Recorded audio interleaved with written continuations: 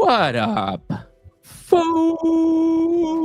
Dude, it has finally happened. I know that we had scheduled this before, but you're a busy man and we were traveling all over the place. We made this happen, dude. Exceed. Welcome to the Mikey G and Web3 podcast experience. How are you doing today, brother? Doing all right. It's a bit late here, but just got back and got straight onto this. Yeah, man. And I know I appreciate it. You're a founder, you're working really hard. It's late for you. You've got a horrific time zone considering the other people that you deal with, but you're still here. And that's what matters. And I think dude, I woke up this morning and I wasn't feeling the greatest, but I thought to myself, I know when I sit down in this chair, man, I am going to be so excited. And yet again, this is what I was put on this earth to do. Help share stories, make a deep impact, and show beautiful people like you their story and help connect, especially with the Web3, right? So we see so much hype and BS in Web3. This is the stuff that matters. So I'm really excited to get into it.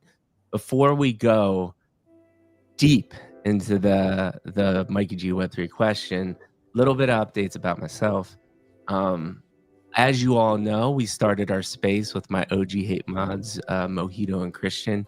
We had Moose on last week. It was beautiful. We had a great conversation. Little kind of this vibe. We go a little bit deeper about their background, not as deep as we go here today.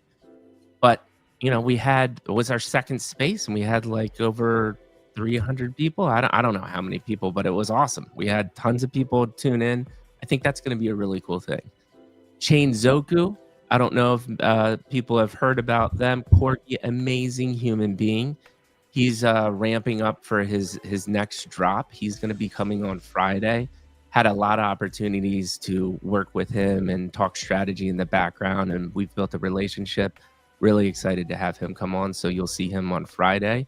We're talking to CEO of Lazy Lions. Tribe is another amazing human being founder that's coming on. So we've got a lot coming up in the future. Get excited. But that's enough about me. The rest is about my man Exceed, what's happening with Kaze, but more importantly, who Exceed is as a human being. Because you're going to go through this story and it's going to help you realize that Kaze Creations is something you want to be a part of, not because of the hype and because of how much money it can make. It's because a man like Exceed is leading the charge. And so the first thing that we do here on the podcast is we do just a really quick formal introduction. And so one, he's been in Web2 startups since 15 people. 15. He's created multiple six-figure MRR startups. Explain to me what an MRR is, because I do not know that term. MRR is just monthly recurring revenue. Right? So that's a term you use in SaaS or Yeah. I mean, I've heard it before. For some odd reason, that acronym was not ringing to me. But you've done so many different things. You've managed big teams. Joined crypto late 2021. Work-wise, did traditional finance. It's interesting to me. There's a lot of founders that one, they all love gaming. Two, a lot of finance people, which totally makes sense because still today, the main thing that drives crypto is finance, right? And then you started Kaze in about 2022. But here's the most important part. What you all didn't know is Exceed drops it like it's hot when it comes to origami. This guy can do some serious origami. And I need to know a little bit more about that, buddy, because how do you even get into that? All I know is it's the art of folding paper, but I'm sure it's more than that. Tell me a little bit about the origami. It's actually an interesting story, right? So if anyone in the audience is if they come from a traditional Chinese family, right? So my grandparents were Chinese teachers, so worst kind for a childhood. So essentially, right, back at home, back when I was young, at least until I was 12 or 13, I didn't have internet or like a computer. So it's like the only thing which was abundant in the house was like paper and like the grass outside. So you kind of like put two and two together, where it's like, okay, now you start making like paper airplanes and like, tanks and stuff to fight each other because you have nothing else to do. Dude, I love that story, and that's like great. Like we'll just segue straight into that because you already said so many different things that we could go down a million different routes. So thank you for sharing that insight. Before I start the question, dude, we already got a bunch of people watching. Retweet, like, do all of the things. People need to hear this story. It's going to impact lives, and I'm so excited to have this. And how we do that is we ask one simple question. The world famous Mikey G and Web3 question, Exceed. How did you get to the seat you're sitting in today? Please give me episode 1, 2, and 3. To reiterate for the audience that will listen to this as the evergreen content on the podcast, episode 1 is your childhood, my friend. And here I'm interested about vivid memories, parental figures. What were their mantras? Be a good human, work hard, take risk. I don't know what that's going to be. Or were you a tinkerer? Did you play sports? Anything like that that feels natural to start with, that's going to start the conversation. And we'll go from there. Episode 2 is going to be your schooling. We just talked about your entrepreneurship journey. You had a traditional corporate finance job. We're going to talk about those aspects. But what I'm really interested in is your failures, because these failures give you the insights to grow and learn. And I'm a firm believer, if you're not learning and growing, you're actually dying. And then episode 3, excuse me, got a little frog in the throat. Episode 3 is Web3. You know, one of the reasons why we're here as well, too. I've concentrated on Web3 founders. I'm fascinated by blockchain technology. I love what you're doing. I've actually seen multiple people try the banner thing, but you are doing it in an incredibly, insanely organic and beautiful way. So I'm really excited to talk about that aspect. But that's it, brother. Let's start with episode 1. Anywhere you want, like I said, vivid memory, mantra, and we'll go from there. Let's have at it, brother. What do you got? It's actually interesting, right? Because like thinking of that, like for context for the audience, I did not prepare like at all. So it's mostly just like whatever I'm thinking of on the spot. Kind of like looking back at my childhood, right? It's like in terms of how I got here today, it's like it kind of reminds me of that Steve Jobs quote, like you can't really connect the dots looking forward, you have to look backwards or something. And it's 100%. Like at least like in terms of like my childhood, it was very unnatural. In the sense that like, you know, I was born in Australia, but I guess I should probably go like 4 or 5 years before that, because my family used to own a large restaurant chain in central Shanghai, and they were extremely well off. But certain events happened back in like, you know, late 90s or whatever, which resulted in them going bankrupt, right? So then they had to like, you know, they escaped to Australia during like I guess one of the incidents, which I don't know if this podcast will get taken down if I mention the name, but yeah, one of the incidents which happened there. So they used that to come to Australia, but they were too poor to take care of me in Australia because they just went bankrupt. So I was there. I got sent back to China, and I was living in like just like some remote village in like, you know, rural Chengdu. And you know, it was actually like really idyllic, right? Because it's like, you know, you have like these like wooden boats outside, you go out every morning, go catch fish. There was no fucking internet, like there was maybe like one TV in that whole village, and it's like, what the hell, right? Also, dude, that was like, go ahead. Yep. Go ahead, go. You're riffing. I love that. Oh yeah, so that was like, I guess like the start, right? And then like after that, obviously like that's since my parents eventually they got enough money, I was like, so I got sent back to Australia. And then but the thing is like, I feel like what really got me into this position today, it was like, you know, certain events like that where it's like, you know, your environment just changes so drastically and so quickly, right? So for example, like, you know, I went from like a rural village to like, you know, a shitty suburb in like basically like far east side of Melbourne, and then to like one of the nicest suburbs in Melbourne because my family, I guess, they're business people as well, so they got pretty lucky with their investments. And I just want to continue the acceleration. Dude, like it's just, this is why we don't prepare. Like what you just shared with me was so beautiful already. We could talk for hours. And one of the things that I'm really interested in, because like you said, we're so ingrained in technology right now, right? AI is literally about to take over the world. It's already fundamentally changing jobs. It's going to put a lot of people out of jobs. We don't know how to deal with this, but there's something to be said about that idyllic remote village that you grew up in. Talk to me about how important and impactful. Now, remember, all of this is reflection. I know you're not thinking about that now, right? But how important is to have some of that aspect in your life, knowing that we're constantly connected to technology. Tell me some insights from there that you think has really helped and molded you as the human being you are today. It's made me a lot less materialistic, actually.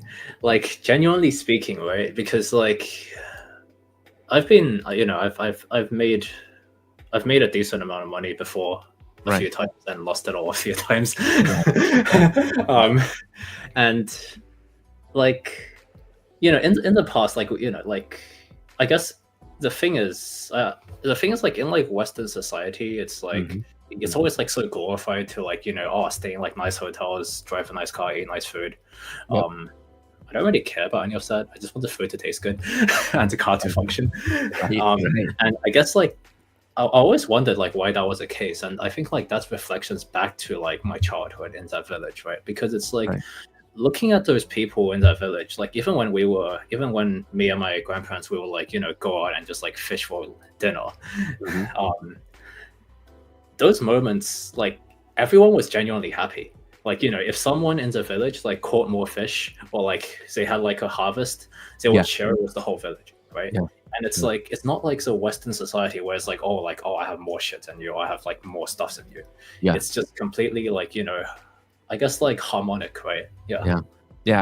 And but this then brings up this juxtaposition, and so now that you're older and you've been through that, I'm interested in do you have any tactics or skill sets that you use to remind you of that time, right? Because I think it's all really important. Because me, for instance, right, like then you obviously have this drive of entrepreneurship, and an output of entrepreneurship is creating a business to learn how to make money, right? And that is totally different than what you just described. So what are you like, other than reflecting on and leaning back and like grounding yourself, that is one of the main parts of life? I'm firmly convinced that is too. Like I have 3 pillars. My 3 pillars are friends and family, financial freedom, and flexibility. But if I would take all of those, friends and family is my top pillar, right? So sitting down at the table, playing card games, having movie night, having pizza night, like that's all the stuff that matters. So my question to you is, you're in the thick of it, man. You're staying up till 5 a.m. You're building a company. How do you reset yourself? Or do you have any thoughts there? Or do you sometimes think, man, I just don't do it enough? I think it still goes back to the childhood thing, right? Like, because it's like going from the village to like, just even like that shitty suburb in Melbourne, like you see so much, right? You see like, okay, it's like, I was going out on like a boat to literally catch dinner, and if we didn't, we would like have to eat leftovers. Or fortunately we didn't go hungry that much, but and you just see that to like, oh, now food's like solved, and then now you have all this like internet stuff, and then like, okay, now it's like stable internet, nice car, everything solved. And it's like, you just it's kind of like how do I say it? I guess like it relates to like how you say that like a lot of like founder types are like, they used to be like hardcore gamers, or like they were super into that, because it's kind of like a game, right? It's kind of, you kind of just want to see how far you can like push this, or like how far you can like climb and see, right? Yeah, no, absolutely. And so you said something else that really sparked me. I love your insights and thoughts on this. I think because of what you just described, though, Mm. it seems like you have a good understanding of, and this is probably, and you see this in Web3 all the time, right? People are Mm. getting rich overnight, but they end up just a disaster. People that win the lottery, right? Yep. Like it's an insane percentage of those people just end up completely miserable or dead, right? Because they just don't know what to do Yeah. with this influx of cash. But because you had this juxtaposition of these two experiences, it's almost what I'm hearing you say is you can understand that a lot of the surface level stuff is BS, and you Yeah. can just deeply think about what you're trying to produce and how to move forward. Does that make sense? Am I off there, or does that resonate? That's actually that basically hits the nail, right? Yeah. Awesome. I love, yeah. See what you're doing here, man? We're getting tons of insights already. This is so beautiful. If you all, we almost have 100 people watching already. Like, retweet, get into here. Go on Abstract for me right now and start asking some questions. We want to weave it into this conversation. This is already insanely beautiful. So one of the other things that you talked about, man, was your parents, right? You have seen this like insane wealth fall from grace, having to build back up. Talk to me a little bit about that experience and dealing with the adversity at that younger of an age, and we'll start moving forward a little bit. But I'm really interested in that insight and more of what did you learn from that experience, and what have you learned from your parents? Because it seems like they've obviously had an impact on your life as well. Yeah, it's actually really interesting. That part's interesting as well, because like, it's funny. None of my parents even graduated high school, and it's like, and it's like what, like my grandparents are like Chinese teachers, so it was kind of funny. They both dropped out to like do business stuff back when business wasn't even sexy, right? And it's like, how do I say? I guess like them falling from grace. It was very, so it's like an innate pressure at the back, right? Because it's like, I guess like back then my relatives or like family friends of my parents, they were still extremely wealthy. So it's like, it's kind of like, yo, what the hell? Like, why am I like, stuck in this shitty house when like, that guy we just met, he's going on like a ski trip in like, it's like, what the hell? So, but then like, it's kind of like changing mindset, right? At the start, you're like, what the fuck? Why can't I have all this? But then like, eventually you just like, you think of what the fuck enough that it becomes like, okay, why don't I just like try and get that? Right. And like, I feel like that transition was, extremely powerful. Right. Absolutely. And what I would say, what is that insight that you could share with people of what to think about when you're going through these things? Like, what helped ground you, or what was the insight? Like, if somebody's in this similar situation, what would your advice be to them? It's very general, but like, you just have to think from like first principles, right? Like, truthfully, it's like, you have to understand that like, the world doesn't really owe you anything. Like, no one's gonna save you. Like, no one has the obligation to save you. Your parents may be out of sympathy, but like, they can only do so much, and you rely on them forever. It's kind of like, it's kind of like pointless, right? It's like, no, I love the first principles, and I think it can be, the other thing that you keep on hitting on through this conversation is simplicity, man. Like, simplicity is literally like been throughout, whether it be the village or what you just said. I think, and I'd love your thoughts on this, especially in this day and age where we have so much hitting us all of the time. We make things way more complex than they need to be. At the end of the day, a lot of the problems that we're trying to solve are insanely simple. The actual hard part is figuring out the problem we're trying to solve. Any thoughts around that concept? Yeah. And if not, it's totally okay. But that's one of the themes that I was getting for sure. It's interesting you asked that, because like, I always found like, I guess like, it's also like, I've always found like answering questions or finding novel solutions to questions not that difficult, but it's more so like, which questions should you be answering? And that's actually very, very hard. And in startups, that's literally that's the most important thing, right? It's like you can open another restaurant down the street. Mm-hmm. Will it like blow up? Probably not. Will you be like mildly successful? Probably. But like, it's yeah. And so I'll give you a prime example, man. Me as a business, right? When you're a content creator, people immediately like, oh, what are your metrics? How many people watch? How many impressions are you getting? Blah blah blah blah blah. And the true problem that I'm solving is building brands for you, deeply, authentically connecting with human beings, which, by the way, is already a lost art and is going to become more of a lost art with AI. And I'm bringing a level of production and creativity and insight and content that you cannot get anywhere else. That's the value I'm providing, right? But most content creators go, I need 100,000 followers and I need X amount of impressions to make money.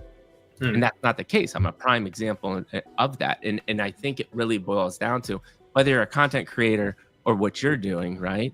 You have to figure out how you provide value and let your audience understand the value that you provide. Any thoughts there? I think like one thing you said, it's like where like people are like, I want like X amount of figures, right? Or like 100,000 followers. Like, I always found like those kinds of questions to be a very good like filter as to like how much they actually understand the industry, or like how good they are, or like how well their project will do. Because it's like, at the end of the day, right? Like, it's all about like, it still goes back to the same first principles thinking. It's like, okay, why do you want like 200K followers? Oh, you want like social validation, or for like the third person's view, is that like your product's actually worth something, even if it's not.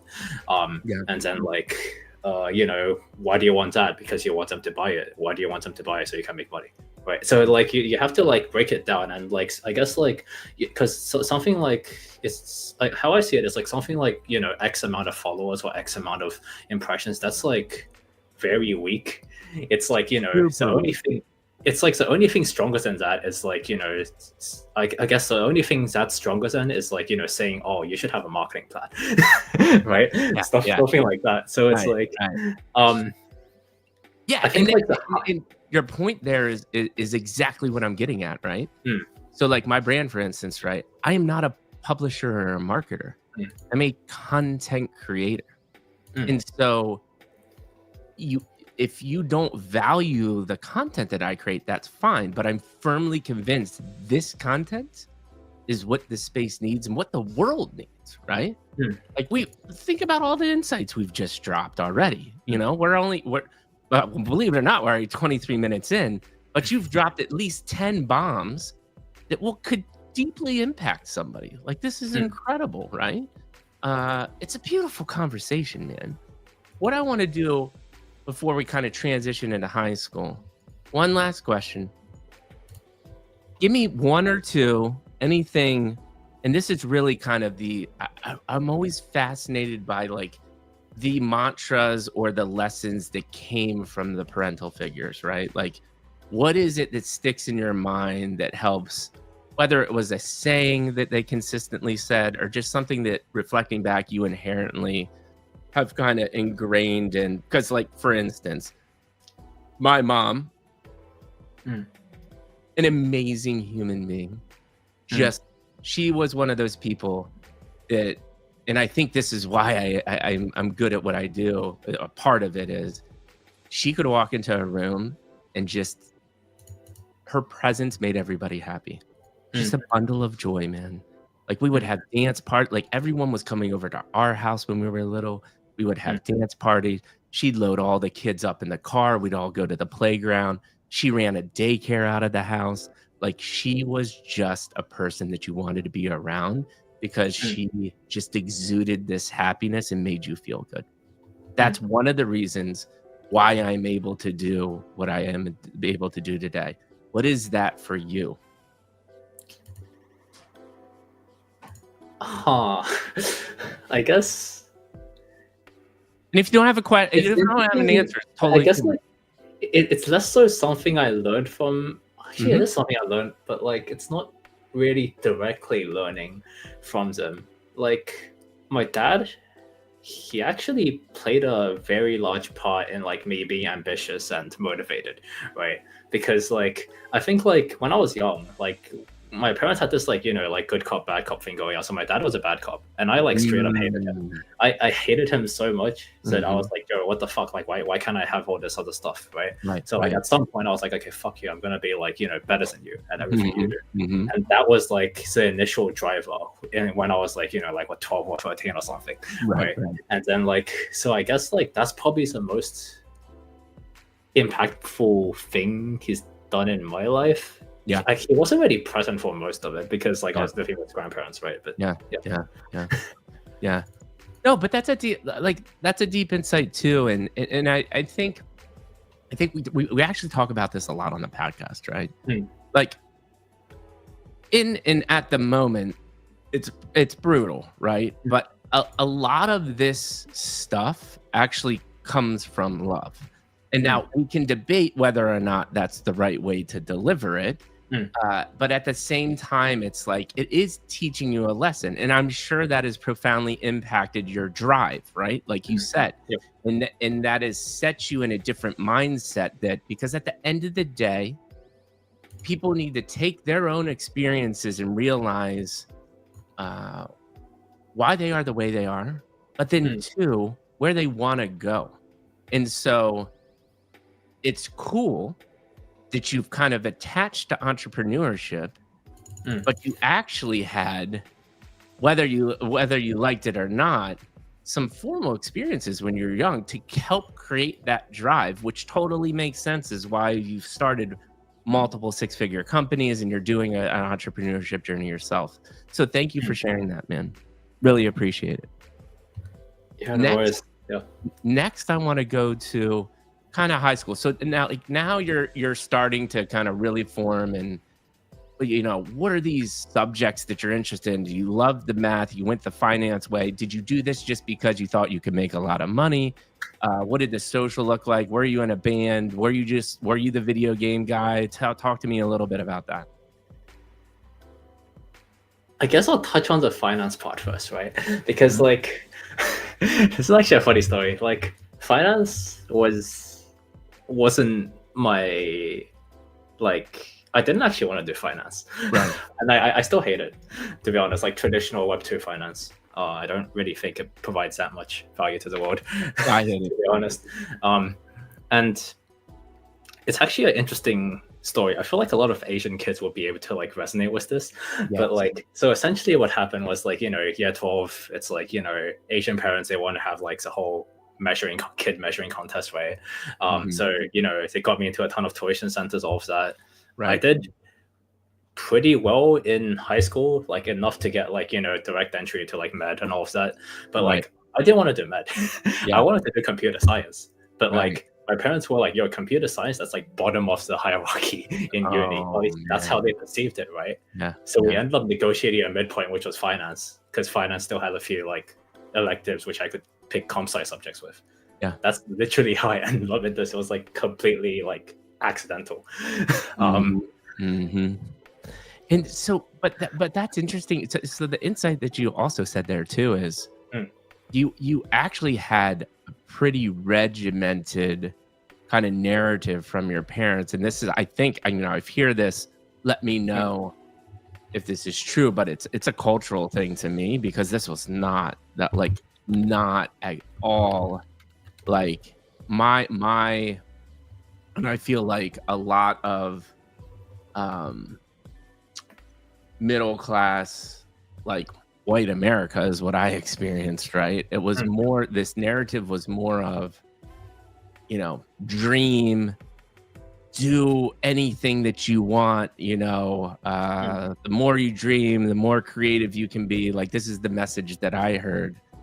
You can do anything, you know, whereas in your culture, and I've heard this before through other, I had Rebecca from Saga, who's making a really cool L1 for gaming. And she introduced me to the term Dragon Mom. I don't know if you understand that term, right? But it's just a totally different culture. So again, that culture growing up in I think there's positive and negatives, right?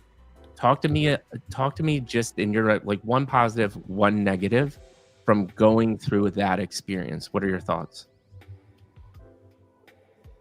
Yeah, it's, I guess, touching on like the tiger mom aspect. I didn't really have that for my parents directly. Right. More so like my grandparents because they were Chinese teachers, right? So I guess this is still like, you know, primary school stuff. But like basically during primary school, I had fuck all friends because like I would have like kids in my neighborhood like come over and be like, "Yo, Exceed, do you want to like, you know, come out play soccer? Do you want to come out play Nerf guns?" Right. That was popular back then, right? Right. And like my grandparents would just be like, "Oh, he has a piano lesson right now." Or he has like math lesson right now. They were piano and math teachers. So it was kind of like, you know, it was pretty lonely. But like I think like out of that lonely list, you have a shit ton of time to think, right? So like, you know, and the only thing you can do aside from making origami is like, and watching Chinese propaganda is like, you know, reading books, right? Or like reading manga. So it's like, yeah, dude. I guess that's kind of like why I got inspired by Kaze as well. It's like, you know, like I started like reading basically stuff like One Piece, Naruto, All Star Weekly when I was like 11, and I kept that up for like the last like decade plus now. Yeah. And so here's what you said. And we come to this insight all the time on the podcast. You said, I had space to think deeply. Yeah. I don't think, I'm like getting chills right now because of just like how important is this. And it's so important because nobody thinks deeply anymore. And I'm just talking about a couple clicks down, right? Like you've been working on Kaze for a long time. You've done a brilliant, masterful job when just organic marketing. That just doesn't come by like happenstance, right? Like this comes by putting strategy together and deeply thinking. So that's a massive positive that you just talked about, which is a tool that you'll be able to use for the rest of your life, and it immediately levels you up. So thank you for sharing with that. I think obviously the negative is we are social beings, right? And so being lonely is also tough too. So, you know, being lonely is important to a certain extent, but at the same time, we need to be social. But that was a beautiful, brilliant insight. And this is a perfect time to kind of break. We're really going to start going into episode 2 here. We almost have 200 people watching now. So please comment, retweet. This is an incredible conversation. You guys are missing all of it. And by the way, we got so many comments on X. Please come over to Abstract because I actually can chat in Abstract and then answer your questions, because your X comments literally come up as like a post, and it's just impossible for me to like have an actual conversation.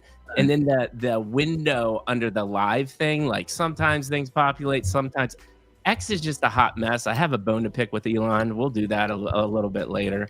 But come on over to Abstract. It's just a way easier live platform stream, so we can have an open conversation too. Because what I love to do is insert comments. One thing I do miss about this Exceed, I used to stream video games, and it was a lot more interactive. And I'm trying to, include these elements a little bit because, dude, we just talked for a half hour, right? Yeah. You talked about so many different powerful aspects, and people can be able to comment on that, and we can be even in real time seeing the impact that we're giving. So come on over to Abstract, you know, share, like, retweet, do all the things. We're gonna move into episode 2, man. You feeling good? How did you feel about episode 1? I thought that went awesome. That was interesting. Yeah, that was interesting. Awesome. Fantastic.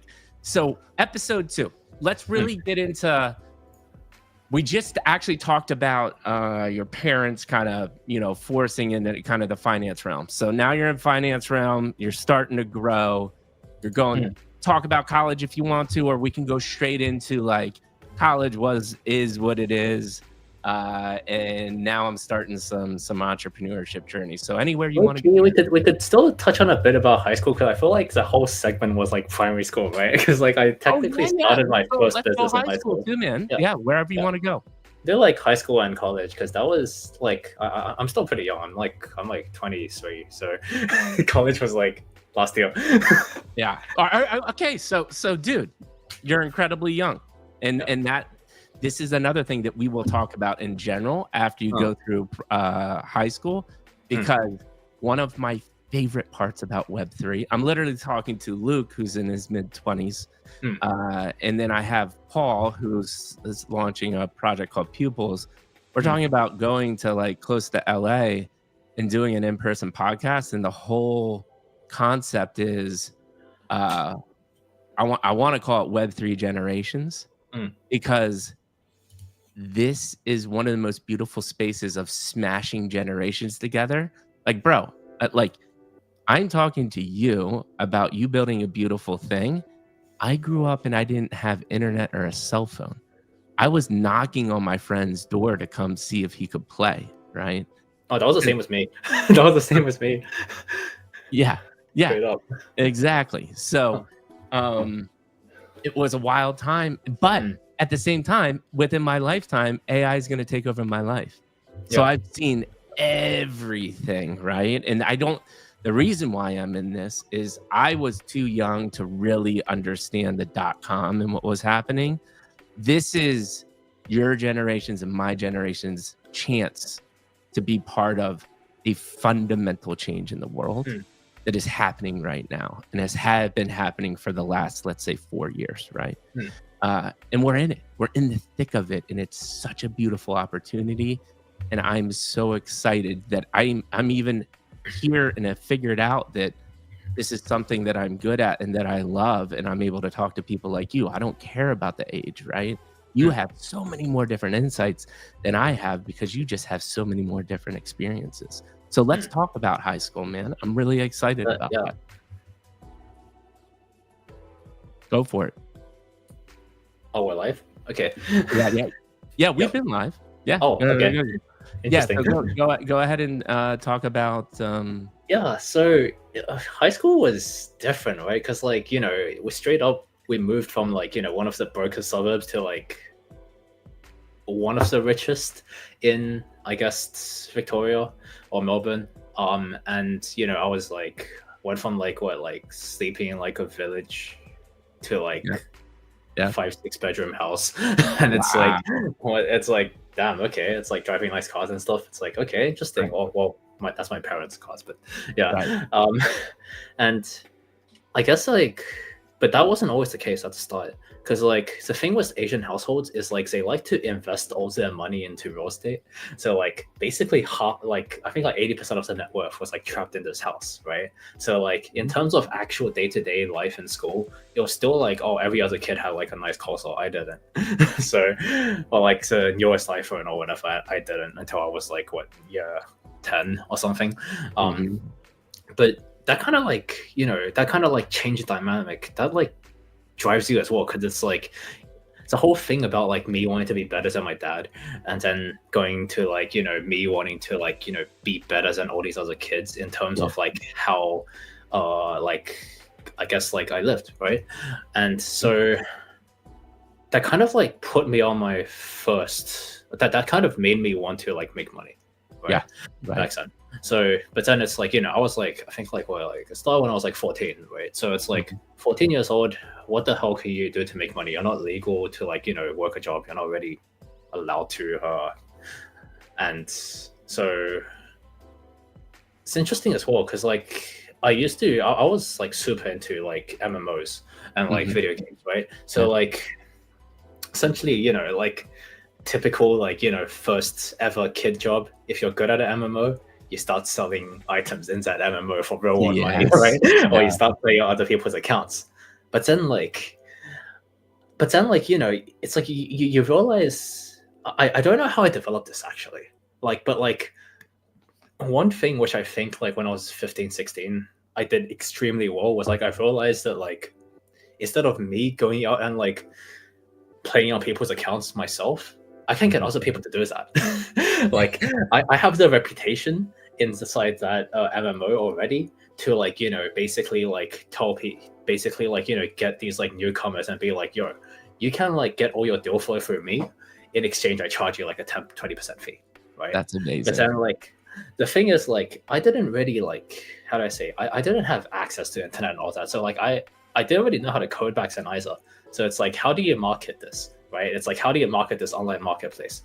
So literally I use my old like parents' laptop, which they don't use anymore. I would just like leave that up on the side of my bed and like run like an auto hotkey script back when that was a thing. It's like, it automatically does actions, and I would like add random text to the end of each message and like copy paste it like 100 times so people thinks that I have a bot, but I don't. And I would just like, set that up, run it. It would like crash at like 2 a.m. or some shit because the servers would restart for the MMO, and then like I would like set an alarm every night, 3 a.m. wake up, reset it, run it again the next day, right? Yeah. And this was probably like the most important thing I've ever done, because like that kind of like that grew the server massively. It became the biggest like marketplace in that whole game. Like at one point we were like, this was my first ever like proper good business, right? Yeah. So at one point we were doing around like 120k USD like every month in like just marketplace volume, right? And I was like taking like 10-20% as a cut. And then like aside from that, okay, I guess the viewers might hate me for this, but like this was also around the time when like Discord first released, because Discord I think released back in like 2014, 2015. Mm-hmm. So back then, like they did not have all the features they have today, right?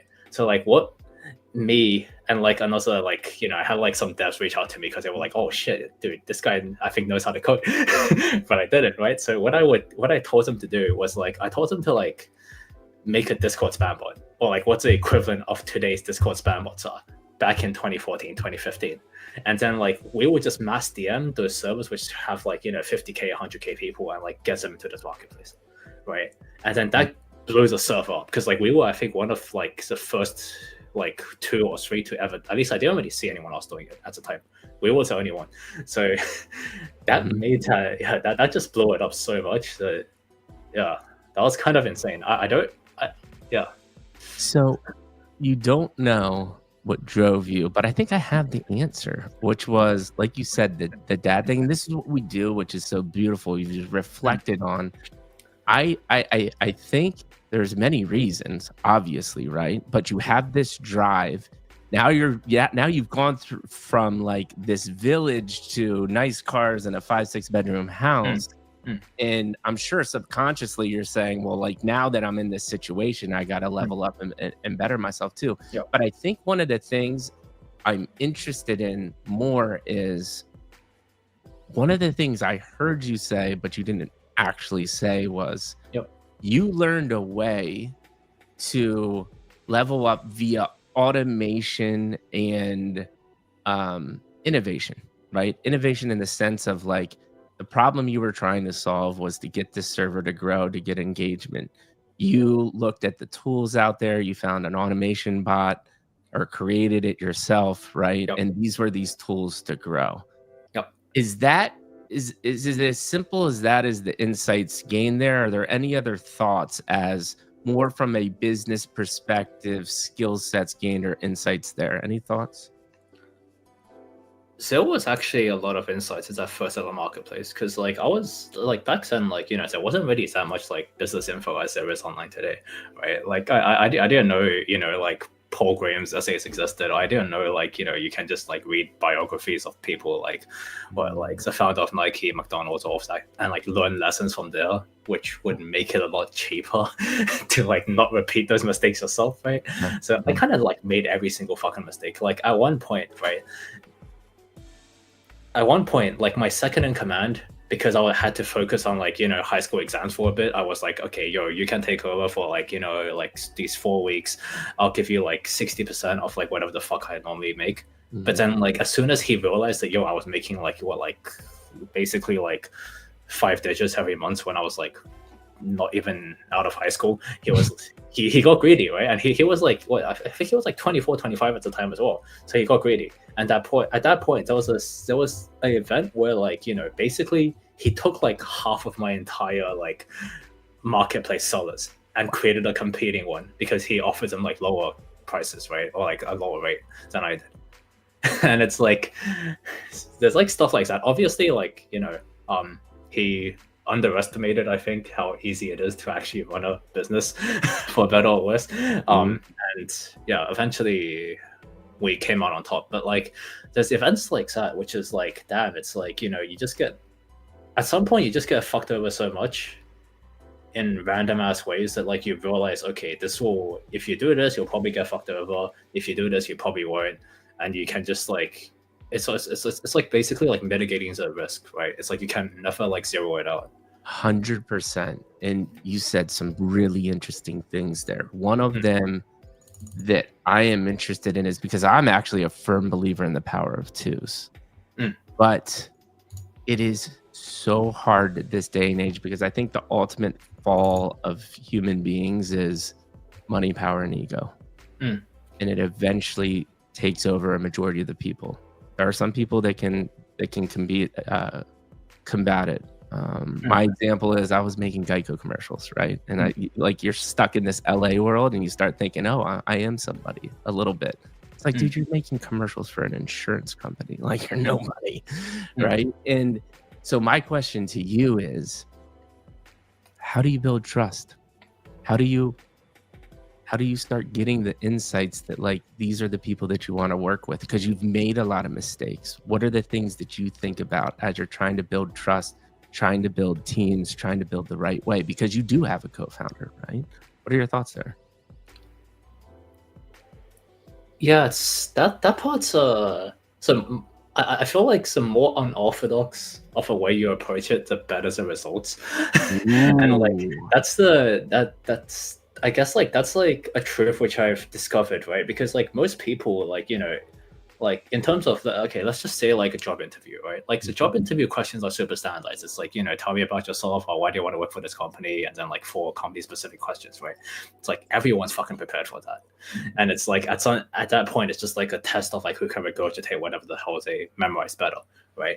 But the thing is, like, that's not how, maybe that's how it works in like, you know, bigger companies, like, you know, like 10,000 employee companies. I don't know. I've never worked for them, so I don't have experience. But like in terms of startups, or like in terms of like, you know, smaller scale ventures, it's like, it's not like that. It's like every day, it's like it's not about like, it's kind of the opposite of school, where it's like you get rewarded for memory. It's kind of like, you know, the more adaptable you are, the better you perform, right? So like essentially, like I guess like how I find people, I guess trust part I'll go into later, but like how I find people nowadays is straight up like, you know, even in terms of, I guess like a good example is like me launching the Discord, or like Kaze launching the Discord like 3 days ago, right? Every single, like half the mod team we recruited from like just people who I saw who were active in the VCs. And like what I would, because like people will like, usually it's impossible to be like on guard like all of the time. At that rate, you're just a psychopath, right? But like most people, like they off their guard, and it's like they talk about like, you know, actual life, or like what's it about and all of that stuff. And it's like you just like listen to that, and then you just like, you know, realize what kind of people they are. And then like essentially like, you know, if they actually like the brand or like what we're building or whatever. And then like that's when you see it's like, okay, yo, this guy, like, you know, there's like 6-7 of his friends following him around all the time. He's like the group leader, his friend group. Then it's like, bam, okay, he should be mod. At least that's like a more specific example. Yeah, I love that specific example. And what you said too is passion, man. Like you're actually doing a subconscious vetting of passion, because you want to get the people that, one, obviously are good at it, but also are passionate about what you do. So that was a beautiful, beautiful insight. Let's move on to trust. I don't actually, another thing I want to add on to that, I don't really know, I don't think it's the part where they're good at it, right? Because like, if I think one thing which we did very well in Kaze is like banner art, all of the stuff which materialized today, which you can visibly see aside. One thing we, at least I think I did pretty well in my role is like I took the right bets on the right people, right? Genuinely speaking, because like let's just say like there's like 3 good examples, right? Our first ever hire was our first ever external hire was NFT Bowser, right? I was his first ever brand deal ever, like in the entire space. I was like, the first person to be like, "Yo, Bowser, you can join the Kaze team," right? Because I could see like, this guy is actually like grinding away at spaces, and like now he went from like, back then I think he was like what, like 2K followers and like 50 listeners. Now he's like what, like 600 and like 20K or something. And then there's like Charlie, right? I was basically, I read this guy's content and I was like, damn, this is like not the same copy paste bullshit I see everywhere else, right? So I was like, okay, let me take a bet on this guy. Come join this project with us and like I'll make sure your brand grows.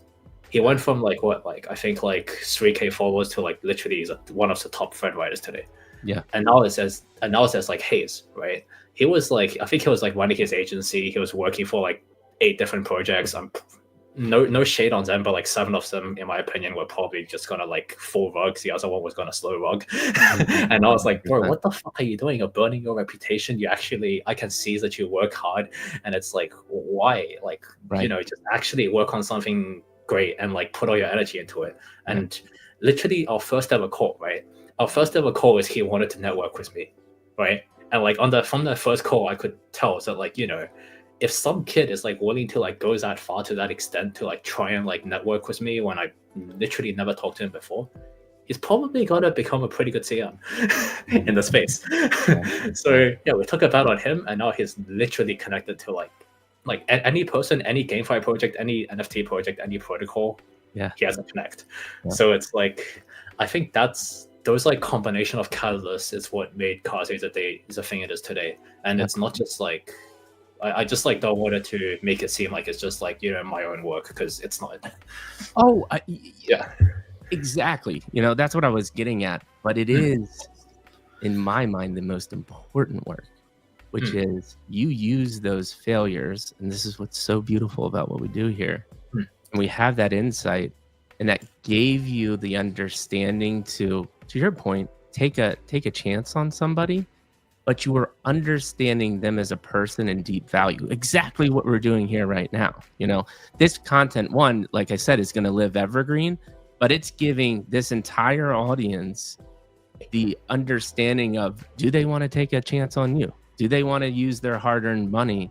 And do they believe in you as a human being? Because that's way more important in my mind than the product that you're delivering for your audience and your community. You got to have them believe in you. And you're doing a beautiful job by being vulnerable and sharing those insights. That stuff is so important, right? And you just talked about literally what we're doing and how you started forming the team. That's an amazing insight, man. And thank you so much for sharing that. I think the main thing from all that is like, I think the main thing, especially when it comes to like investments or looking at talent, right? It's like, you don't want to see things as they are, right? Like everyone presents their like nice, everyone makes their shit smell good somehow, right? And like at the start, like, or like they try and make it, they try and package it and like make it smell as good as possible. But at the end of the day, if it's shit, right? So like, you don't want to see things as they are today, but like rather see it for what it can become, right? Or like what people can become. And like if you like structure like, I don't know, your view of like people, whether that be like, friends you make, or like whether that be like people you hire, businesses you join, in that view, you'll probably get very, very far. No, Dad, I mean, just beautiful insight. So well over 200 people watching now. We're just consistently climbing here. Please, we're gonna break right now. You guys, people always ask me, a lot of people come to me because I talk to founders all the time. How do you appropriately grow and build? We even had somebody already ask in chat, like, how do you grow in Web3? How do you strategically, because to your point, especially is like, let's take content creation. It's so much copy and paste stuff out there. And I think what people need to take away from that just beautiful 10 minutes of conversation is, 1, it links back to deeply thinking. 2, you do have to take chances. This is the part of being an entrepreneurship or a creator or trying to be part of something. You have to take chances. You're never going to have, this is 100% a go. you're going to have to take a little chance. But 3, I think the most important part is you need to deeply start understanding value. And value comes in so many different forms. This word value is so important to you as a person to bring your value to the world and understanding that. But then 2, as if you're looking for somebody, again, like we said, perfect example. If you're looking for somebody for reach and content, vanity metrics are the worst thing that you can look at, because most of the people that have these hundreds of thousands of followers botted their way there or did some shitty things to get there, right? And if they're not providing true value and just this surface level stuff, it's meaningful to you if you're trying to build something real. Do you agree with all of that sentiment? Anything to add there? Yeah, and it's like, I feel like a lot of people watching, they're like, creators or aspiring creators, right? It's like, if you look at, like, let's just say you look at the top accounts in the space today, say all got there because they present like a different point of view, or they present their true selves, right? Yeah. They just say how they actually think, and that's what projects values the most, or projects which I guess like want to get somewhere instead of just like chasing metrics values the most, right? Like if you look at like, I have some friends, it's like Maverick on the timeline, or like Loki, TMA, all those guys, they got to where they are today not by like copy pasting other people's shit. They got to where they are today because they were just like, they called out things for what it is. They saw it from like first principles, right? And they saw things from as what they are, right? And that's very important, and that's like what's lacking, right? And that as well is like what I encourage people in Kaze to do. Like even like, sure, like of course, like FUD may hurt a brand, but like if anyone ever has like constructive criticism of like how we can like do better and like how we can be better in, that's, I would much rather hear that than like another like, oh, you're doing a great job, because like that's nice, but like I don't know how I can improve on that, right? Yeah, dude. Amazing conversation. So, bro, like I said, time's gonna fly. We could talk for hours. We already talked for an hour, and we haven't even talked about Kaze. I will give you the opportunity, if there's anything else you want to touch on episode 2 that is like a burning desire, and then we'll roll into Kaze and Web3. But we even were really in high school. We touched on how you started your first company with tons of brilliant insights. Is there anything else there before we kind of transition into Web3? I think for a lot of people, like the people who are in crypto right now, like most people who get into this industry is all pretty ambitious, right? Like you have to be somewhat ambitious to like, get into an industry where like the whole world's like, oh, this is probably a scam. Yeah. Right. And I think like, whether it be like in like you starting something in Web3 or like, back in like Web2 or whatever, I think one thing you have to realize, it's like, I feel like a lot of people underestimate like how I guess a lot of people not underestimate, like overestimate like the costs of like, or fear of like actually doing stuff, right? Like you can just do shit. Like straight up, like like back when like I was a tiny account, like I would just like like do the same things like what Haze or something is doing today, and it's like I would just like DM people like what Dingling or like some of the other top KOLs in the space, be like, yo, what do you think of Kaze? Right. And I have like receipts to show this from all the way back in like 2022, 2023. So it's like, and the truth is, right, like especially in like environments like these where it's like there's not too much like glitter going around, a lot of like really big accounts are all actually very available and open. Like they're willing to help you, as long as you're like, don't ask a question like, "Hey, how are you?" Right? Like, I don't know how to fucking respond to that, and I get too many of those to know how to respond to that. But like, you know, if you go to them with like a genuine ask, be like, "Oh, yo, I'm trying to like make this protocol right now. What do you think of it?" Or like, you know, "I'm trying to like, you know, do this. Have you done this before?"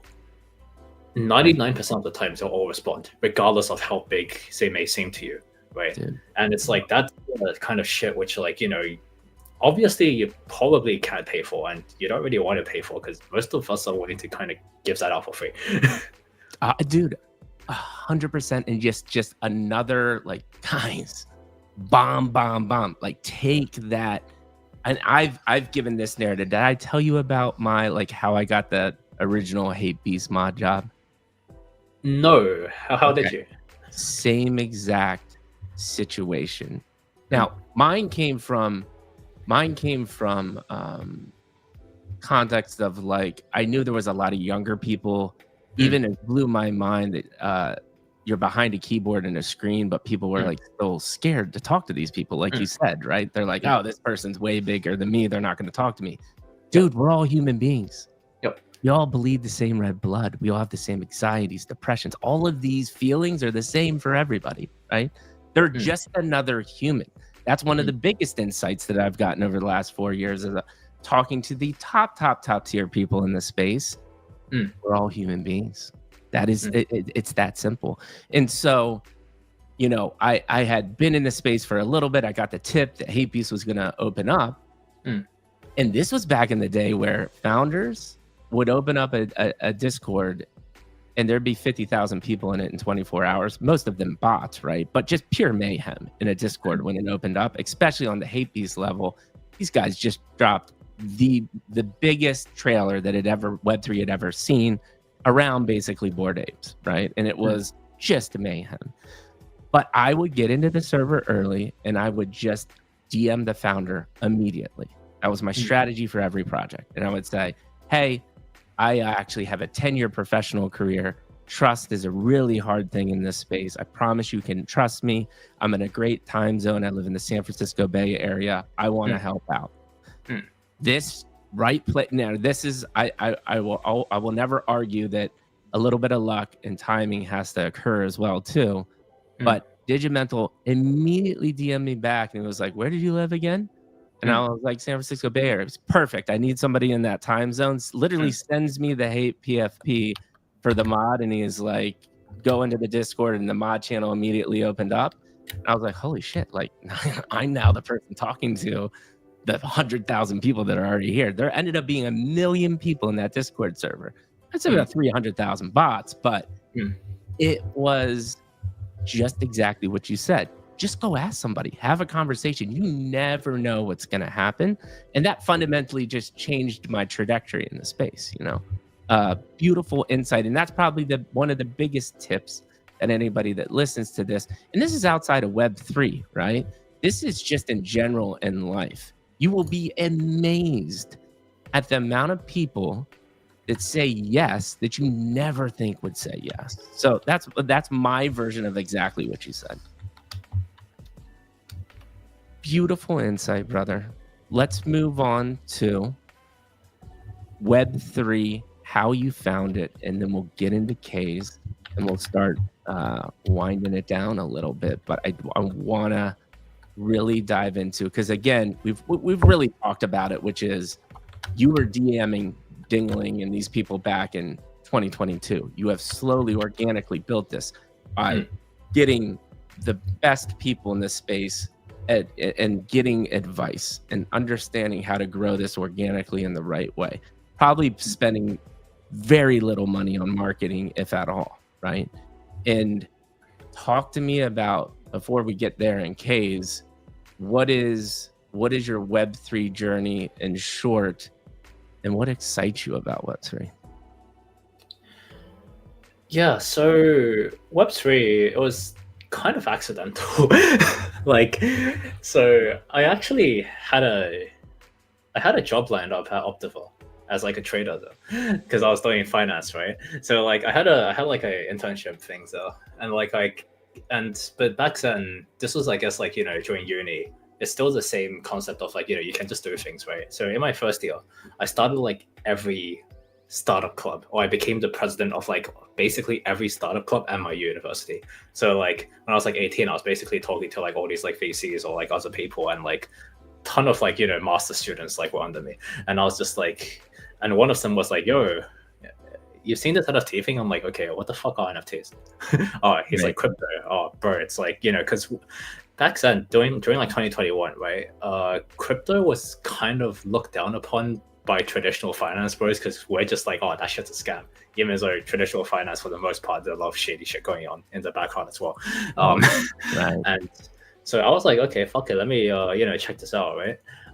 And so back then, like, I guess like we went into like some most raw form. We didn't really do a project. We started like an alpha group, right? So like, he ran an alpha group already. I kind of helped him grow that to like I think 80 floor price for like a period of like 7 months. That was really fun. And like, but from that, right, it's like what I realized was that it's like, I guess after leaving that, after 7 months, was like, what I realized is like that's not really true brand creation, and that's not really like what this industry is meant to be used for. Right. And the thing is like, yeah, I was making a bunch of money from like flipping whitelists or whatever, but at the end of the day, it's like there was so much low quality dog shit launching back then, which didn't make sense at all, because like I come from like a Web2 business background. All the other guys in Kaze who are like co-founders, they all come from like Web2 business backgrounds, and it's like everyone is like relatively successful in Web2 already. Like Charlie goes to Stanford, our dev goes to Jane Street, or works at Jane Street, and it's like for us, it's like we all liked the ethos, or like the original ethos of like decentralized money and in crypto, right? And then like at least with NFTs, I guess like the core principle me and like everyone else see it as on the Kaze team, it's like, in terms of brand creation, there's like no better instrument for brand creation in terms of like fundraising for a brand than NFTs, right? It's like, you see phenomenons like pudgy penguins, or like you see stuff like Azuki, you see stuff like, even like Bored Apes, right? It's like, those wouldn't have succeeded in a Web2 context. Like, they would have never been able to sell like fucking like what, like just anime PFPs. Like I wouldn't have bought my as like Dark Spirit for like what, like I think it was worth like what, like 300k at a time, like 3 months ago. And I would have insta sold that if it was in Web2, right? But the thing is, like in Web3, it's like you can actually, instead of, it's a good thing about like NFTs versus like broader crypto, broader, I guess, like Web2 fundraising, and like I feel like it's the most unspoken of, but like the most, I guess, like proven utility of like why NFTs should exist is like, in terms of like fundraising, like if you go like Web2 route of like brand fundraising, it's like you raise from one angel investor, they probably invested in like 40 other companies, they're gonna give you an hour a week. Whereas in like Web3, it's like, you can like actually have your most loyal, like 6,000, 7,000, 10,000, whatever, like fans, like both financially and emotionally invested in your brand succeeding. And that's like something which no Web2 system can mimic. Like Web2 loyalty systems try to mimic that, but like it's still kind of like imbalanced, right? It's still like trying to like make the customer spend more, or like the fans spend more, which shouldn't be the case. It should be rewarded for like a brand succeeding. And I guess like that's kind of the core principle as to like what drove us to like start Kaze as well. Yeah, dude, amazing.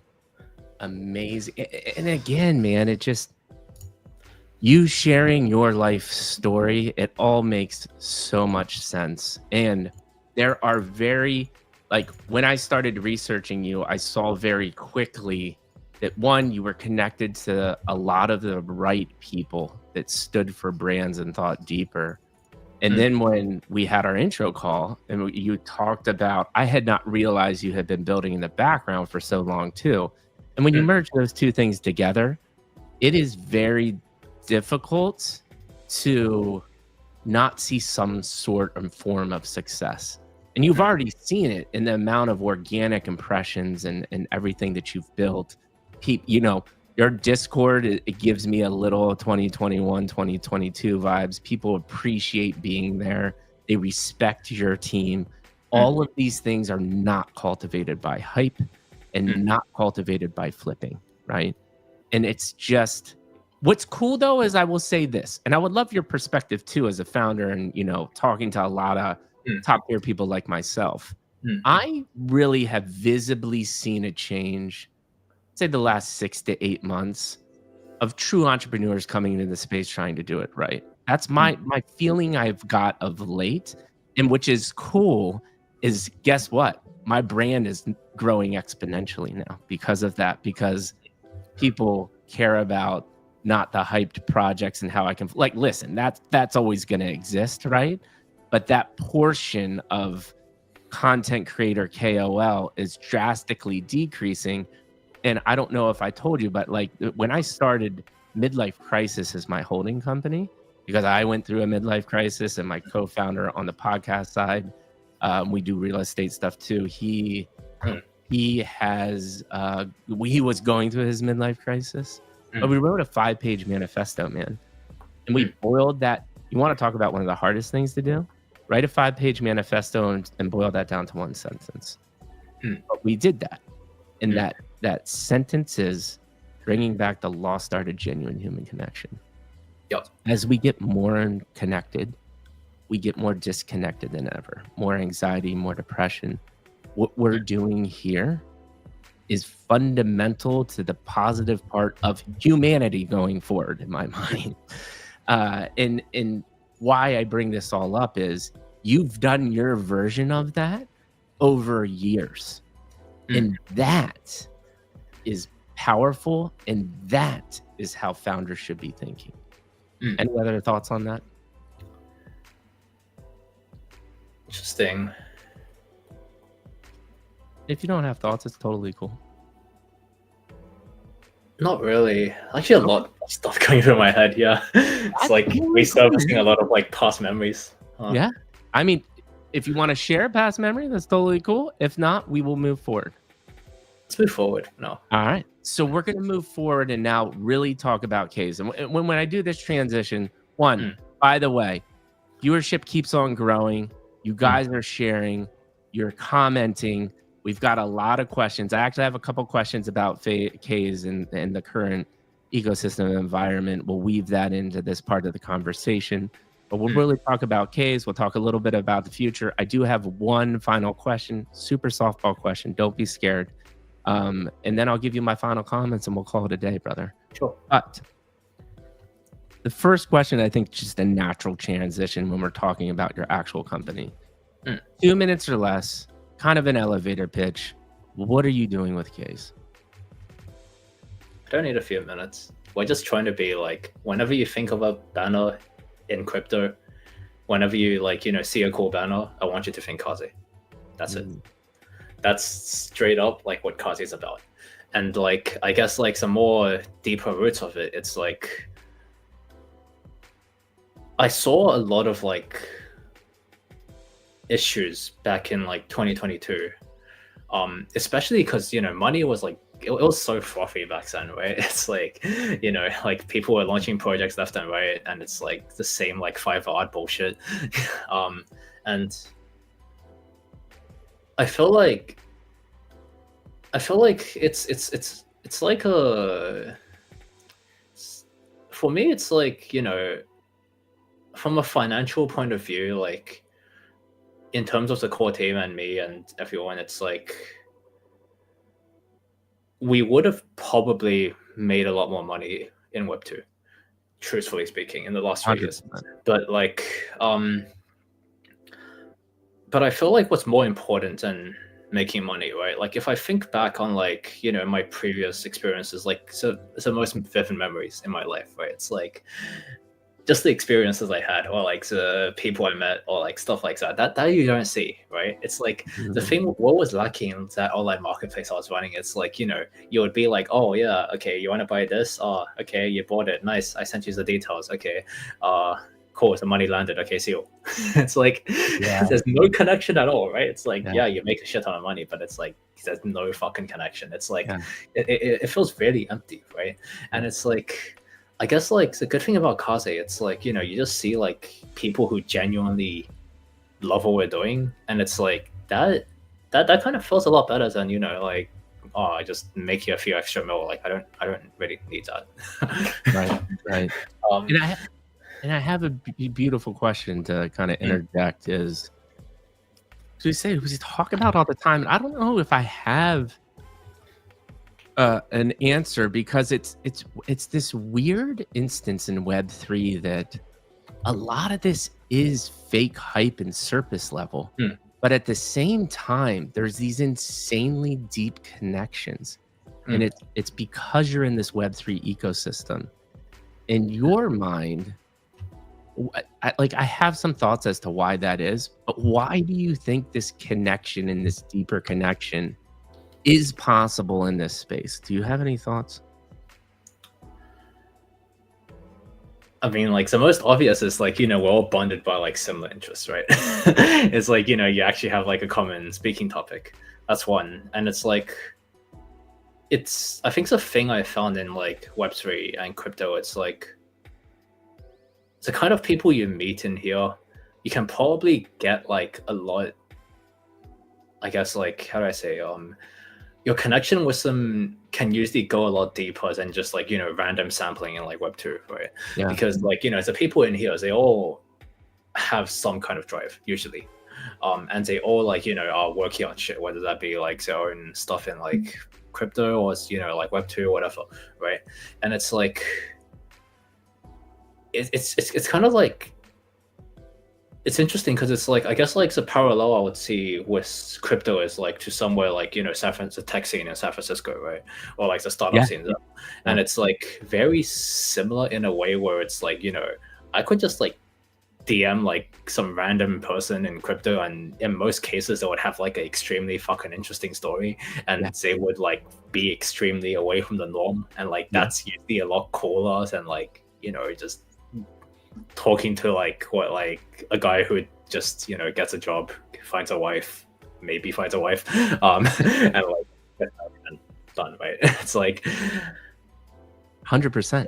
And I think you said what I was going to say in a little bit different way, but what actually I can kind of repeat, because I agree with everything that you said. But one of the interesting things you said in a different way, and this is what I always say this on the podcast, but like, dude, the concepts that we have talked about in this podcast are no different from any other podcast, which is, you know, take risk, work hard, you know, have deep connections, have value, have meaning, all of these like kind of themes, right? But how you just described that, I think one practical like way to describe it is, we took Silicon Valley to the internet. Straight up, straight up. We broadened our audience to the world, right? I've had people on this podcast that have literally grown up in a hut with a dirt floor and no electricity. But yet they're in Web3, deeply connecting with people, and have completely changed their lives, right? I've had that person. I've had you that has a totally different background. I've had somebody from war-torn Russia that was fled from their home at the age of 6. And then I've had people like me, white middle America, prototypical like dream childhood, but had some realization that pushing forward and understanding technology was a key to their future. But we've done it in a beautiful way, and we've utilized things like Discord. I think Discord is deeply ingrained in this culture. It's gone a little bit more to Telegram, because honestly, I think Telegram's more surface level, and that meme coin kind of thing that we saw, Telegram was just like the quick fix to like, oh, I could make bots, I could monetize somehow. But Discord to me is a vehicle for these deeper connections, just by the voice channel hangouts and, you know, how you can kind of start segmenting. It happened in Hape, right? Hape, first month of Hape was the most beautiful thing I've ever seen. There was literally a section in that Discord for every love and passion in life. And there were people sharing their screens and educating and teaching.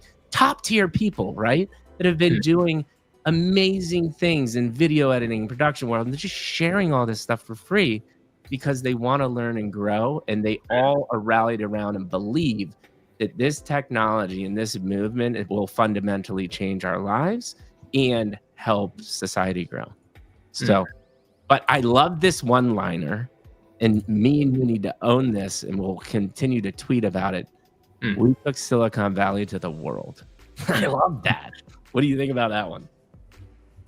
It's pretty true, yeah. It's like democratizing access to that. Because like low key I've been to like, San Francisco like every year for at least like 2 months out of every year, just because I'm super into startups. And yeah, straight up, it's like the barrier, like that place is like expensive as hell. And it's like, being able to like broaden the access to it is, I lived there. I bought a house there. I worked in downtown San Francisco. That shit is not cheap. I always joke with my wife, like, I've literally moved around the country to the most expensive place in the US as I grew up. I was in the DC metro area, which was the most expensive. Then I went to San Francisco, as the most expensive. Now I'm in San Diego. They just dubbed it the most expensive. It's just like, I'm just following that around, but it is what it is. And I wouldn't replace anything that's happened in my life. Here's the one thing I want to talk about, and then we can talk about the future and wind down. The main question I have is, I love banners. I understand the branding. I understand the identity part. I understand how you're wanting to make it like a staple in Web3 to have a meaningful one. But how do you monetize that? Because at the end of the time, you're still a business, right? So talk to me about the business aspect and why people should be excited that this is not just a banner company, but something that can sustain. Of course. So banners is like, that kind of acts like the top of the funnel, right? that's like top of the funnel, or like top of the funnel in a Web3 context. Because like, like businesses which are in like Web3s, they have like multiple funnels for like, Web2 and like other aspects. And essentially, right, like the truth is, I guess like, I'll first talk about the marketing aspect of it, right? It's like the truth is, like, if I were to launch a PFP collection today, if I like, hired some of the best artists in the world, through like, hundreds of thousands at it, like whether it was Kaze, and let's just say, you minted a 1 of 1, right? Let's just say Dingling minted a 1 of 1. Would he reps that PFP? Yeah, maybe for like a week or two. Then he'll change it back to a spirit, right? Because that's already ingrained in your identity, right? But the difference with that and banners is like people haven't been like, as like emotionally tied to their banners as much, because not because the banner is important, but more so they haven't had the opportunity to have that same emotional attachment to it, right? Because there hasn't been any banner projects. Like banner projects, straight up, like it's a fuck ton harder than PFPs, because you're making like entire landscapes, like, and generating it. And at Kaze, we're kind of like, I guess we're kind of like insane. We kind of like, made like basically 8 different banner collections and combined them into one, all hand drawn, 1,000+ assets or some shit. And it's like, because we want it to be like a staple, right? And in terms of like, monetary or monetizing that still has to trickle back down to Web2, right? Because like the truth is, like, unless you're like a marketplace, or even if you're a marketplace, like, most marketplaces, they eventually disappoint because the airdrop's not big enough. Because like the issue with like crypto is like people think that's the only currency for exchange in crypto is like, money, right? It's like, if everyone wants to make money, then someone's going to get fucked over. And I don't really want that. So like, but the other currency which I see, which a lot of people don't talk about, is like how you can utilize your crypto audience to like kickstart a Web2 brand at a much better scale and at a much better level than, what you would otherwise have happened if you were just to like, start a Web2 brand out of the blue, or like just was an angel investor, right? So with every like collectible we've released, like what is that? Like, I guess like the most notable one recently is like the silk kimono, right? Everything we release isn't meant to just wow the Web3 audience. That's the key, which I feel like brands have to realized. It's like if you're just like trying to like compete in the Web3 context, you can never grow out of that market. Never. It's like you want to make sure that your collectibles or like product or whatever you create, that's competitive on a Web2 landscape, right? Yeah. So the kimono we made, literally top of the class in a Web2 world. It can compete with any fucking luxury brand in the world in terms of quality, in terms of design, everything. And obviously that's not cheap to do. So I wouldn't recommend it if you don't have a decent bankroll. And but like I guess like how I see it is like, it still goes back to like the case of like, Pudgy Penguins, right? If they didn't have like all those Web3 people going out, just like raiding all the stores, kickstarting their socials, they would not have succeeded, right? And it's like, that's the truth with like, with what we're trying to do at Kaze.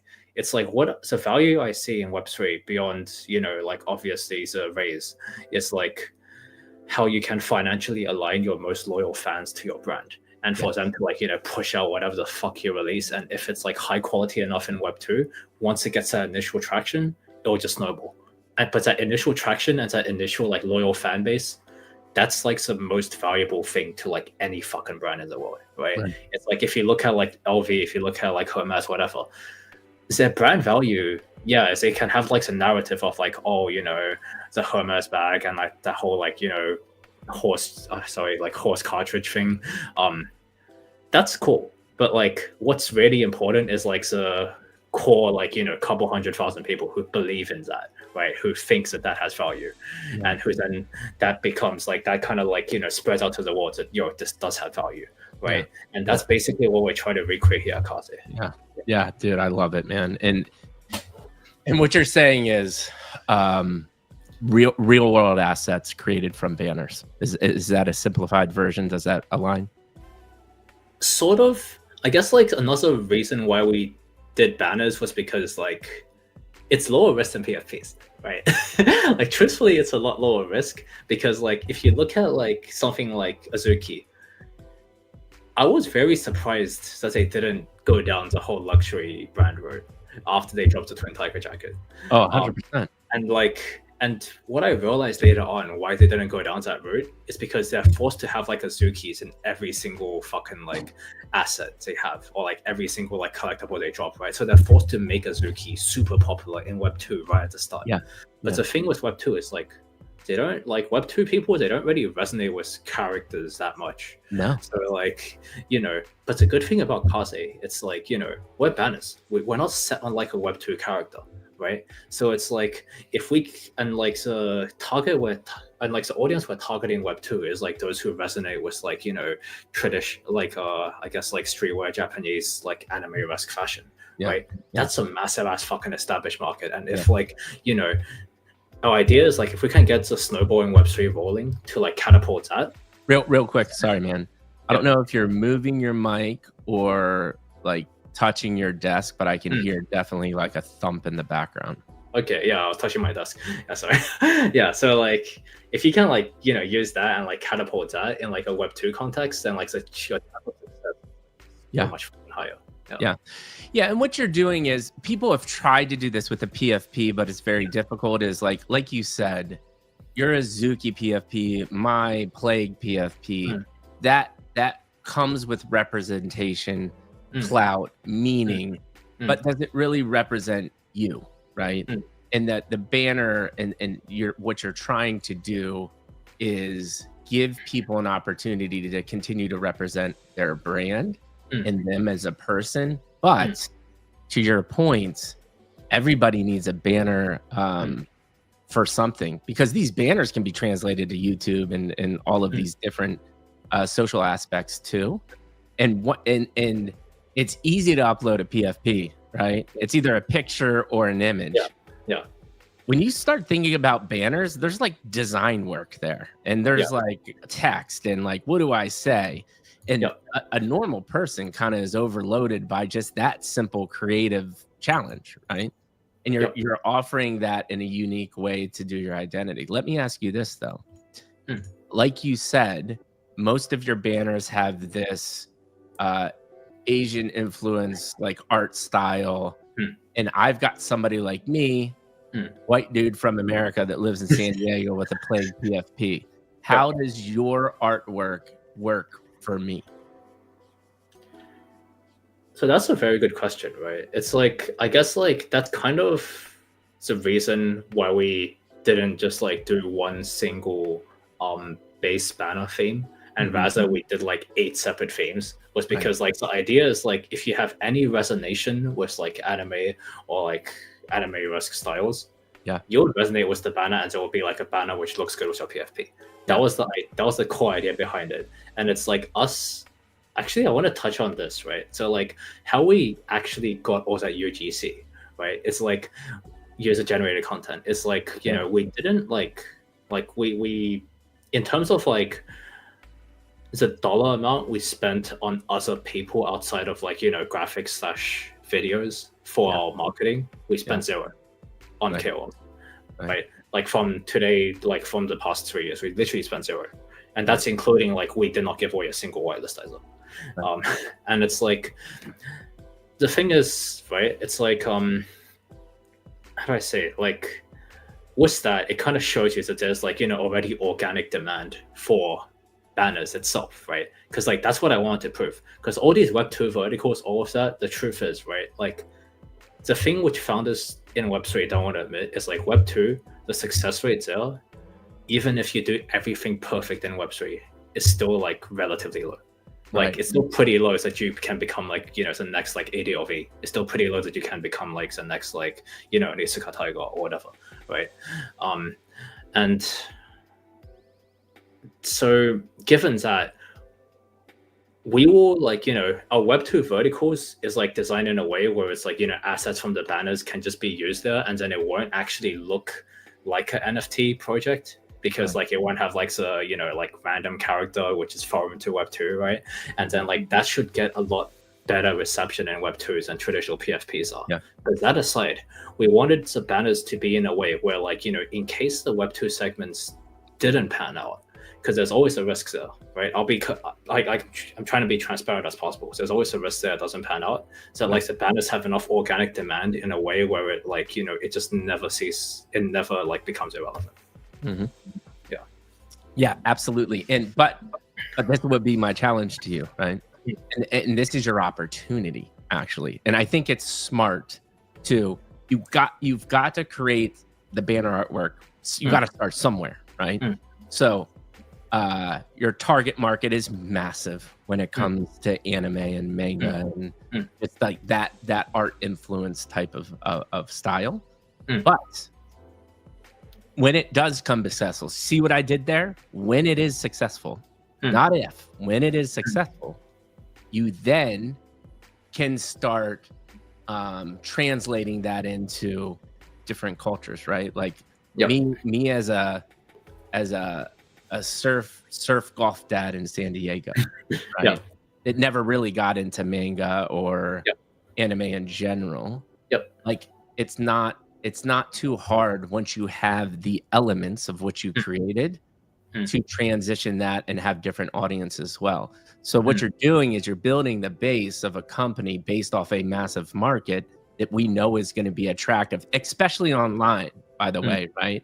Online, there are tons, and we've seen it. It's influential. Look at your PFP, right? That's one of the biggest influences in the space. Oniforce, even before Azuki, massive success because of that style. But that would be my challenge to you as this grows. Like, how do you then broaden it for different audiences as well? But I already saw all of your artwork. There's absolutely a banner that would resonate with me because of the different elements, right? There's even elements within that style that are going to resonate with me, and that's important as well. Beautiful conversation, man. Beautiful. I guess for the broader Web2 audience, it's less so like selling banners to them, right? It's more so selling to them what they think is cool and what they want, right? 100%. So for example, like all our collectibles, as I said before, they're made to be competitive on a Web2 landscape. We researched the Web2 market and made sure that like this was top of the line in Web2, right? So it's like essentially what the good thing about banners is like all these diversity of it. It's like, you know, if we can just like, you know, take out, let's say like my banner, which is like a Sakura tree on like an ocean, right? It's like I can just take that Sakura tree, paste it onto a hoodie, and like add some other elements to it, have the Kaze logo on it, which is like super simplistic, and like it does not make Web2 people think of like NFTs or whatever at all. 100%. Like distributed to a Web2 audience, right? And with like the Web3 audience who are like, snowballing that effect in our Web2 market, the success rate of that is like extremely higher, right? Then like, just like if I were to do like a PFP project, because like then say the Web2 audience would have to be like, oh, do I like know this character, or like do I resonate with it? Yeah, I love it, man. And by the way, I'm sorry to bastard. I've been calling it Kaze. I know it's Kaze. It's true. It's true. Like, okay, the American version of me pronouncing Kaze. Straight up, every like white guy I've talked to, like white guy / girl I've talked to, called it like Kaze. So it's completely fine. That's how I would pronounce it here in America, right? But I swear to you, I am going to continue to call it Kaze going forward. But I've totally botched that the entire time. No, it's true. Yeah. So let's do this, man. Hour and a half. Told you it would go by in a blink of the eye. Amazing conversation. We have literally learned about you as a human being, critically important content, value, information here. I am interested in what the next 3 to 6 months look like. And I'm going to interweave a question that's been asked a lot is, obviously it's gotten to become a tougher market. There's a lot of things going on in the world. We don't know where it's going to go. As you talk about, let's say the next 3 to 6 months, even a year from now, what does success look like to you? And what do you think the challenges are? Success for us, right? For us, it's like, it's the first, it's I guess it's not so much success. It's more so like, you go in steps, right? I like to call it like, you go up the ladder, and it's like, step by step, because there's like success is no real definition or like end to that, to be honest. With like any brand or business, whatever you create, there's always like stuff you can do. But in terms of us at Kaze, the hypothesis we proved at the start is like, there's genuine demand for banners. And the hypothesis we want to prove after this is like, whenever people see a cool banner on the timeline, will they think that it's Kaze? And that's like the mission, or like that's like the holistic view of like what we have to like, do as a brand, at least in like a Web3 context, right? And in terms of like a Web2 context, success would look like, like when we do release those collectibles in Web2, what would the product feedback be? I don't care if it blows up or not. I just want to receive that product feedback so we can make it better, right? I love it. Because like at the end of the day, it's like criticism and all that, that's like a lot more useful to like genuine teams than like, just good job, or like, this is cool, right? And I guess like pushing out all those verticals there, I mean, it's like I guess like I low key though, bro, I have like a habit of like downplaying everything, but like, even with like Kaze today, right, it's like if you look at like over the timeline, like most big KOLs, they're all repping Kaze banners. The biggest anime project founders, they're all repping Kaze banners. Like I think like Zagabond changed his banner for the first time in the last 5 years to a Kaze banner yesterday. And I don't want to like, I don't, this might not be the answer you're looking for, but I don't really like to set like a target for success, because I always think that there's much more to do. Like how I like kind of operate is like, I have like basically like when I wake up every morning, I set like 10, 20 targets for the day. If I achieve that, they're great. But like usually it's set in a way where it's like I can't achieve it, so I feel pissed and I work harder the next day. And so it's like, I don't want to set a key target, because then we might get lazy if we do hit that. And that's not what I want. You said a couple interesting things there. One, it might not be the answer that you're looking for. But I think the beautiful thing about what we do here is there's never a right or wrong answer. I think what you said is, again, critically important, man. Just dropping bombs of knowledge this entire time, which is you're setting targets. And this is actually, by the way, you're young compared to the average age of people that come on this. Because one of the misconceptions is most founders are Mark Zuckerberg in their 20s, like living in a house in Silicon Valley and they become a billionaire, right? The reality is most entrepreneurs are in their late 40s and their 50s, have worked their whole career, have built a bank account, and are comfortable taking a risk, right? And so, but what you said is, I have hypothesis and I have another hypothesis, and my goal is to disprove them or learn from them. And it's amazing to me. So I went through, do you have you heard of the school of thought of design thinking that came out of Stanford? I believe I've read too much stuff on this, so I think I've probably read it. Yeah. So most people, like, it doesn't immediately resonate. There's this company called IDEO. They're the ones that like reinvented the vacuum with Dyson because they did what no company usually does, which is crazy, which is talk to your customers, figure out the pain point, and solve that pain point and problem, right? And what you just said, and by the way, the insight that they got after traveling the country and talking to mainly house moms that are doing a lot of the vacuuming, they were frustrated of vacuuming around the corner. It's like, why do I have to do a 4-point turn to navigate my vacuum around a 90-degree angle? What did they do? They created the Dyson swivel vacuum. Instant success. They solved the problem, right? That's exactly an example, real life example of what founders should be doing. And what I'm getting at is, you at your age, you understand that. It's amazing to me, the amount of people that are trying to build stuff, and I ask them, what problem are you trying to solve? They can't give me they always go to the what. They always go to the what. And I don't care about the what. Tell me what you're solving and tell me how you are going to monetize this. But what you just said in those little words is exactly that. And as long as you continue to thrive on that and try to figure that out, I love the 10 to 20 points I wake up. I know I'm not going to exceed. I'm not going to meet that goal, but it's just going to make me work harder the next day. That is the type of mindset that you want from a founder.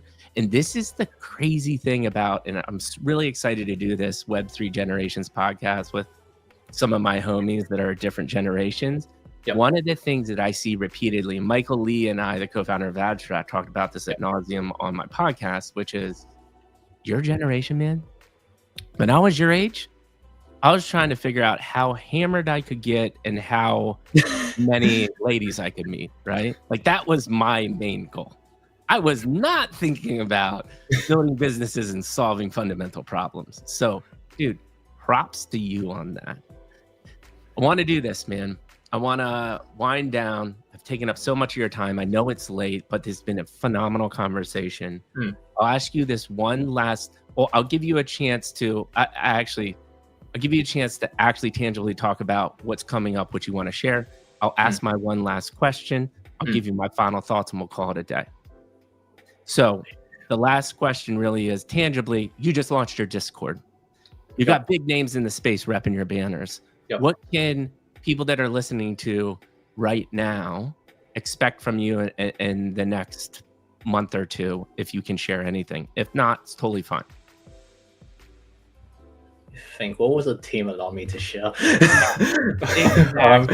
Even a sliver of alpha because you appreciated what we talked about. And if okay, I'll put it this pressure on you, brother. I'll put it this way, right? So, like, the reason why we took so long as we did was because we wanted to find out who actually gave a fuck about our brand, who actually, like, you know, cared about, like, first of all, banners, and second of all, like, projects which genuinely try to do shit beyond just, like, you know, like, hype, right? Beyond just, like, you know, the 4-5 graphics, one cool trailer, meant out, disappear after, like, I don't know, like a few months. And from the last 2 years, from literally, like, DMing, like, probably everyone in the space at this rate, we kind of found that, right? So it's like, and I guess, like, the next few months, it's more so like for us to prove to you guys, it's like, okay, so your trust in the brand wasn't, like, you know, it wasn't taken for granted, right? It's like, and for reference, like, we've recorded everything. Like, this is like what I don't say publicly on Twitter or whatever is like, we've basically recorded every single fucking post about Kaze, every single like on the post associated with Kaze, every single time you've interacted with the Kaze post, we've recorded all of that. So like, it's from that kind of quantitative data, I guess. I mean, this like, you know, financial background, right? From that quantitative data, you can kind of see, yo, who actually gives a fuck about your brand and who's there, who's just like, when the sun's shining, right? And it's like, yo, I supported you like, you know, 2 years ago, but when you check, it's like, bro, you've only like replied once. Yep. So we already know all of that, and like now it's the time for like us to like genuinely show what the fuck we are. So over like the next few weeks, you'll see a lot more content about like, you know, what the fuck Kaze is actually about. You'll see a lot more about like, you know, the promises we made you guys being fulfilled. What does that be? Like, you know, the physicals dropping, all of that shit pre-mint without a single fucking cent being charged, right? Yeah. Which has like, and actually that kind of comes back to the goal, right? It's like, this was like, I guess like this was more so the start of this as a break. It's like the main thing which I wanted to change, coming from like you know, euphoria back in 2022, is like there's always projects which change the meta, right? It's like, you know, whether that be when after Base C launched, projects were forced to have a community, right? After like, you know, Azuki launched, projects were forced to have good art. You know, after Pudgy's launched, projects were forced to have like a good Web2 sector. And what I believe to be next, and what I hope to achieve, is like, I want to, and what will allow the space to grow, most importantly, is like, I want projects to be showing what the fuck's they're actually about, and beyond just like, you know, cool trailers or whatever the fuck, or pre-mint, right? Because it's like, you know, let's just say like a good example is like, you know, like yesterday I was like, you know, looking to buy a car, right? It's like, if I want to like, you know, buy like a Tesla, right, like Model S or something, I can like at least like, you know, I can at least like go into the dealership and like test drive that car or like touch it and all that before I make a decision of like, okay, yo, I want to invest in this car, like buy the car, right? And that's what I feel like is like missing in NFT projects right now. And I feel like what we're doing right now by like showing all this shit pre-mint, even with the hype we have right now, so the reason why we are able to show this stuff is because we know all our shit is able to live up to the hype, right? And like, if we're successful, or when we succeed, I really hope that the space can change in that direction, where it's like projects start actually showing that, yo, this is what this is what it's about. This is like an actual physical sampler or like digital sampler, whatever the products they're trying to make, before they start charging you guys. And I think that's like the best way for the space to grow. Yeah. Dude, you know what's really interesting? Yeah. I think you found a podcast host that has a pretty alignment in brand. Just saying. might have to have some like stay after a couple minutes when we end. Of course, to do the follow-up. But I'm gonna do this, man. Last question. Beautiful, beautiful thoughts, by the way. Last question, and then I'll give you my final thoughts, and we'll call it a day, man. Hour and 45 minutes, by the way. I know it's late, but it's been such a great conversation. Last question for you is this. You've been in Web3 for a long time.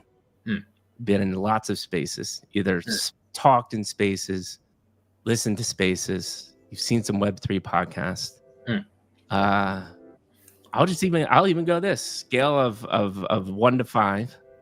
Or genuine feedback of the value and the experience that you just got going through the Mikey G and Web3 podcast.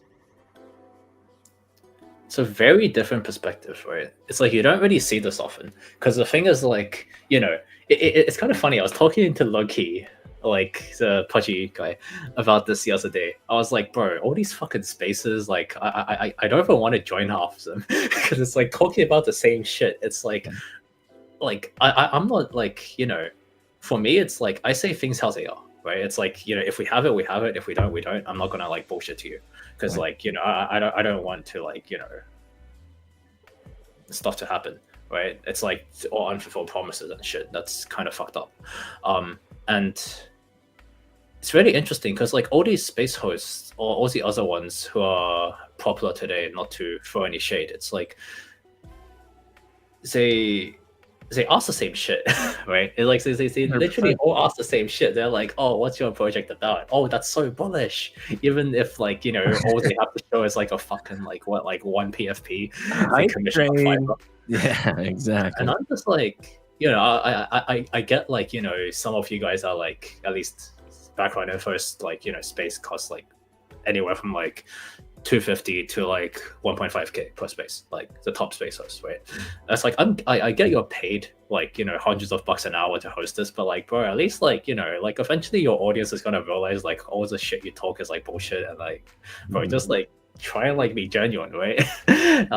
And I think like that's what I liked about the space, and that's why like like I don't really go on spaces that much, because I'd rather like our deliverables and everything speak for itself rather than rely on hype, because hype that just results in like a post-mint like downward spiral, right? That's not what complete I want. Collapse. Yes, that's like, even if you're like very talented, that's extremely fucking hard to recover from.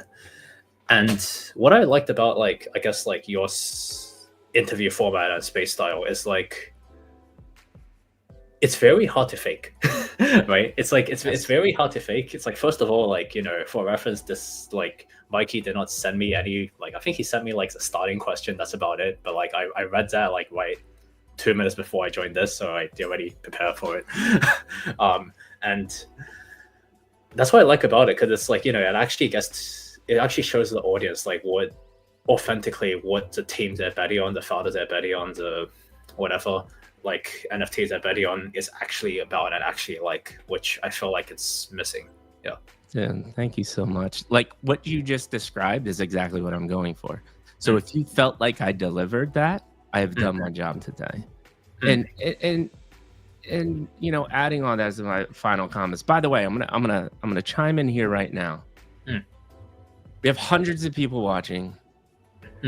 This is one of the very rare instances, people, that you have a chance at an ascension role. Can you describe what an ascension role is, Exceed? It's like equivalent to whitelist in the Discord. And guess what Exceed just said before? He never gives out whitelist opportunities. Because you're here and you've listened to this deep, amazing, authentic story, you have a chance to do that. But the only way you're going to acquire this is a couple hours. I have a pretty busy day, so I'm not going to tell you when. But you need to follow me. You need to follow Exceed and obviously Kaze. But from my Twitter account, I am going to post a question about this podcast. And it's going to be a nuanced question about this beautiful human being's background. And the first two people to answer it, you got ascension role in the Kaze. I wanted to say Kaze in the Kaze Discord. So I don't want to miss out on that. We've got the banner rolling. Get freaking excited, people. And I think like, just to add on to that, right? Like the reason why I offered that, like first of all, it's like, if they're able to listen for like a 2.5, like I think it was like 2 hour like long close to 2 hours podcast kind of thing, that probably like a genuine, they probably like Kaze, or like they probably like what I'm talking about, hopefully. And because like our whole thing was like Kaze is like I don't give a fuck about like collabs. I don't really care about like traditional route of like generating hype. Like we're just gonna go our own lane, which we think from like Web2 business experience, all of that stuff from first principles is what genuinely is powerful and helpful in creating a brand, and we're gonna keep going that way. But like at least in terms of this, it seemed like it's a right, I guess, time to like actually offer that up. Yeah, thanks, man. And this is what it's about. It's so cool that I'm finally getting founders on that understand the true value of what content creation is. And this all comes from, same with you. I'll give this advice to content creators or anybody that's trying to start something.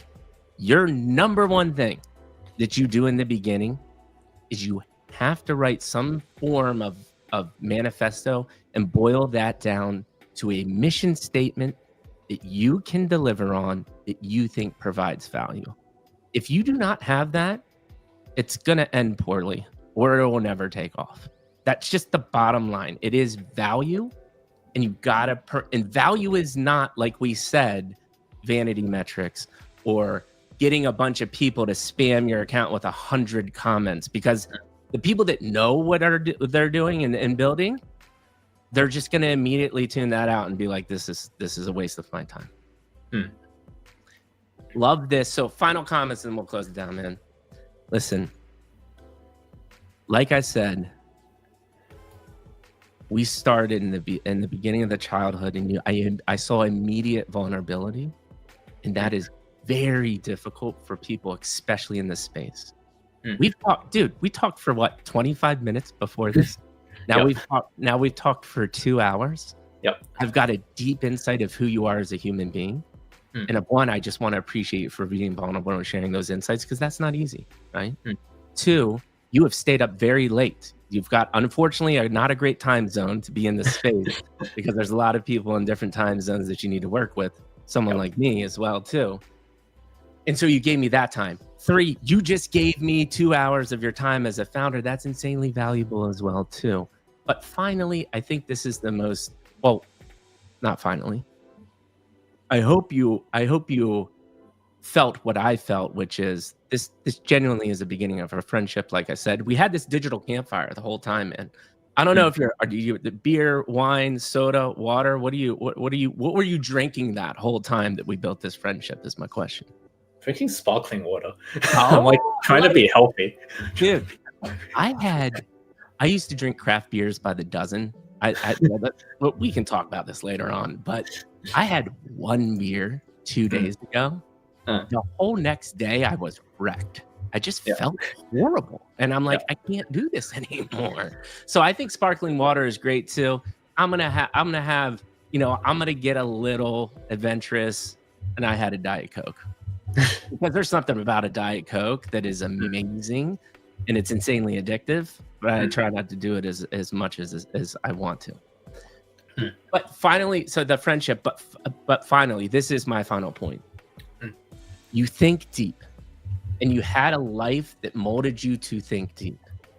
And that is such a rare trait. And I want people to think like you are just people, you are pounded with messages all day long. And it is not, the worst thing I think that has happened in this space is we've somehow normalized a good morning tweet, and we need to engage with it. We need to send one out every morning, and it's just empty. You need to think better than a good morning tweet. That is my challenge to the entire space. And guess who's doing that? Exceed. So my urge to you is, if you enjoyed this conversation, at least go into the Discord and see what this man has built, because he's been doing it for years. And I appreciate your deep thought. That is the #1 thing that came across in this conversation, man. And it's probably the most important thing that founders need to be doing in this space. So thank you for your time, and thank you for being you, brother. No, thanks for hosting me, man. Absolutely. Yeah. I don't think I've ever posted a GM tweet. I'm like scrolling back right now. I have, unfortunately, but I have not done it in a long time. And I'll end it this way. Again, thank you for your time. People, me also as a content creator, it is a click of a button. It's called follow. It's not that hard. If you enjoyed the content and the things that we took you through today, please just press the follow button on Abstract, on Twitter, and do it for Exceed. Do it for me. Do it for Kaze, not Kaze. By the way, Kaze is how you pronounce it, people. Do it for all 3 of us. It's literally a click of a button, and you're going to be able to be delivered this insane value indefinitely. And by the way, for one of the very rare instances, we're giving you a shot at 2 basically whitelist spots for Kaze through the Ascension roles. And with that being said, I freaking love you. I know Exceed loves you. And Exceed and Mikey G are out. Thank you so much, everybody.